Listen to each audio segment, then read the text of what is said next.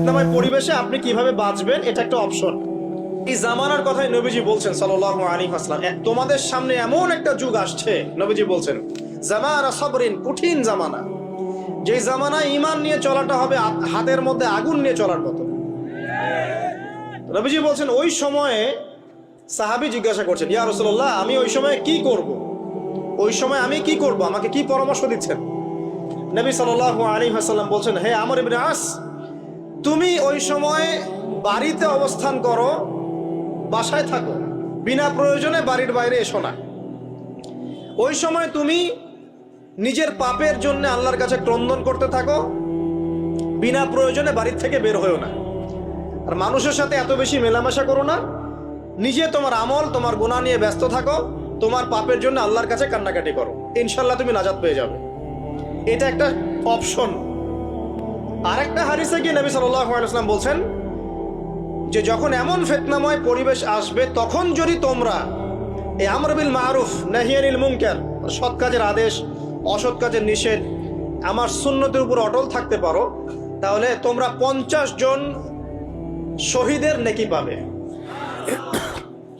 সাহাবায়ে কেরাম বলছেন, ইয়া রাসূলুল্লাহ, আমিনহুম আও মিন্না, তাদের মধ্যে 50 জন নাকি আমাদের মধ্যে 50 জন শহীদ? নবী করিম সাল্লাল্লাহু আলাইহি ওয়াসাল্লাম বলছেন, বাল মিনকুম, বরং তোমাদের মধ্যে 50 জন শহীদ। এটা অপশন নাম্বার 2। আরো অপশন আছে। কি অপশন? ওই যে আসহাবুল কাহফ কি করেছিল, একটা ফিতনাময় পরিবেশ থেকে নিজেরা আস্তে করে সরে গিয়েছে। যখন আপনি পরিবেশকে পরিবর্তন করতে আর পারছেন না, দাওয়াত দিয়েও কোনো কাজ হচ্ছে না, মানুষ কথাও শুনছে না, জুলুম নির্যাতন বাড়তেই আছে, টিকে থাকা মুশকিল, তখন তাদের হিসেবের দায়িত্ব আল্লাহর উপর ছেড়ে দেন, আপনি ওখান থেকে ডিসকানেক্টেড হয়ে যান। তো হয়তো আপনার কাছে মনে হচ্ছে না এখন ওই যুগ আসে নাই, কিন্তু আমি আপনাকে বলে দেই যে কোরআন এবং সুন্নাহর চোখ দিয়ে যদি আপনি দেখতে শেখেন এবং বর্তমান বিশ্বের প্রেক্ষাপটটা অ্যানালাইসিস করার যোগ্যতা আপনি অর্জন করেন কোরআন সুন্নাহর চোখ দিয়ে, আপনি বুঝতে পারবেন সেই সময় অনেক আগেই চলে এসেছিল। এখন ফিতনা এবং ফাসাদময় এই পরিবেশে আমরা কি করতে পারি, ছোট স্কেলে, বড় স্কেলে না, ছোট স্কেলে। আমি আজকে বড় বিষয় নিয়ে কথা বলতে আসি নাই, কারণ আমি চিন্তা করলাম যে আসলে প্রথমে যদি ব্যক্তিকেন্দ্রিক বিষয়টা ঠিক না হয়, বড় বিষয় আলোচনা করে কোনো লাভ নাই। আগে ব্যক্তি যদি ঠিক না হয়, বড় বিষয় আলোচনা করে আসলে কোনো লাভ নাই, আপনারা বুঝবেনও না, মাথার উপর দিয়ে চলে যাবে।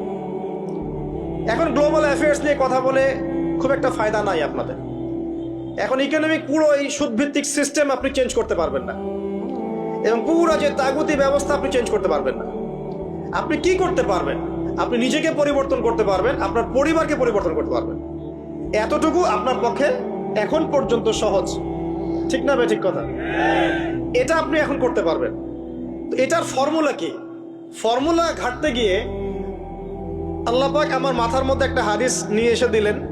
কারণ আমি বিশ্বাস করি যে আপনারা বলছেন মাওলানা, আল্লামা, আমি আসলে এমন কিছু নই, এই কথাগুলো আসলে আমার সাথে যায় না।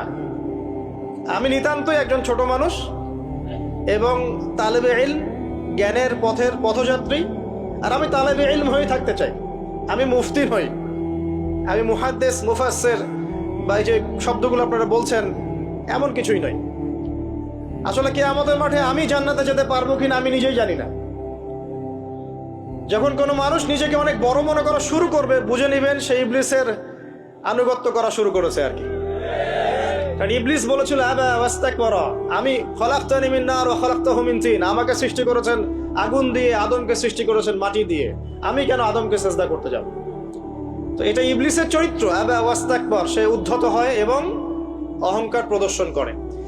তো আমি মনে করি যে আমি কিছু বলি না, আল্লাহ রাব্বুল আলামিন আমাকে বলার তৌফিক দেন মাত্র।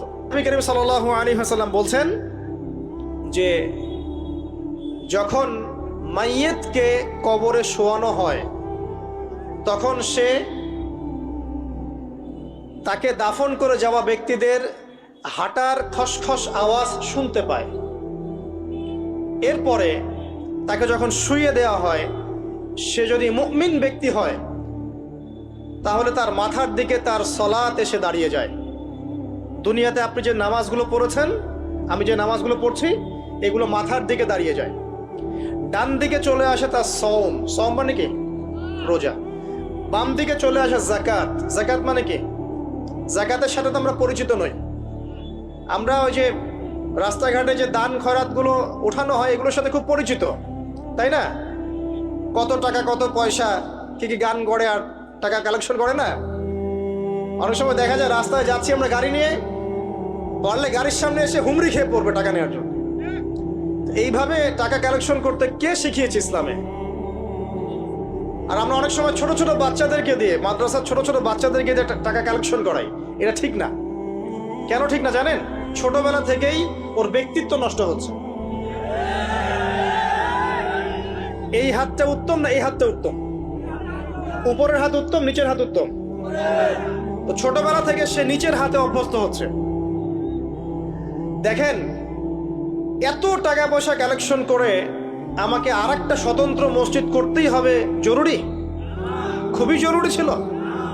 মানুষের কাছে হাত চেয়ে, হাত পেতে রাস্তাঘাটে এরকম করে গাড়ি থামিয়ে, তারপরে কি বলবো, সুর করে গান গেয়ে এত টাকা পয়সা কালেকশন করতেই হবে? মসজিদটা আমাকে টাইলস ফিটিং করতেই হবে? এসি মসজিদ করতেই হবে? আমরা এমনও মসজিদ রংপুরে দেখেছি 10 বছরেও টাকা কালেকশন শেষ হয় নাই। 10 বছর ধরে কালেকশন হচ্ছে। আমি ছোটবেলা থেকে দেখছি কালেকশন হচ্ছে। কি বুঝলেন? তো এগুলো আমাদের ব্যক্তিত্ব নষ্ট করে। মুসলিমরা উপরের হাতের মালিক। সারা বিশ্ব আমরা একসময় চালিয়েছি। এই পশ্চিমা সভ্যতা আমাদেরকে কি শিখায়? সারা বিশ্ব আমরা চালিয়েছি। এই আপনার উমাইয়া খেলাফতের সময়ও কর্ডোভায় আব্দুর রহমানের যে শাসন ছিল, কর্ডোভা, স্পেন, পর্তুগালি, পুরো জায়গাগুলো পশ্চিমা বিশ্বের, এগুলো মুসলিমরা শাসন করেছে প্রায় 500-600 বছর। ইতিহাস তো আমরা জানিও না, পড়িও না, ভুলে গেছে। ইতিহাস পড়তে হয়।